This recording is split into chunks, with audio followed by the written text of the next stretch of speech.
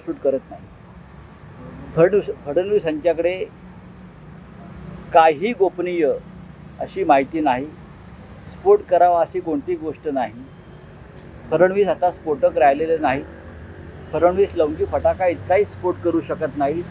तेच चराट आणि तेच दळण आणि उद्धव ठाकरे आणि शिवसेनेवर आरोप खोटे, या पलीकडे ते काहीही करू शकत नाही। बरं, एक वेळ गृहीत धरा उद्धव ठाकरे त्यांच्याशी बोलले असतील, त्यात गौप्यस्फोट कसला?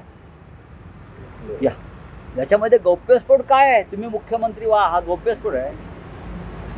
अहो, मोदी आणि शहांनी तुम्हाला मुख्यमंत्रीपद दिलं नाही, तिथे आम्ही कोण देणार?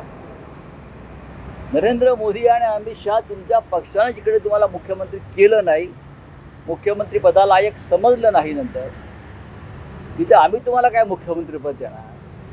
तसं काय फोन वगैरे झाला होता का नाही? तसा फोन वगैरे काय फडणवीसांना उद्धव ठाकरेंचा झाला होता? कशा करता ते फोन करतील? बघा, देवेंद्र फडणवीस गेल्या काही दिवसापासून बहकल्यासारखे बोलत आहेत। याचं कारण असं आहे की महाराष्ट्राच्या जमीन त्यांच्या पायाखालून सरकते आहे पूर्णपणे।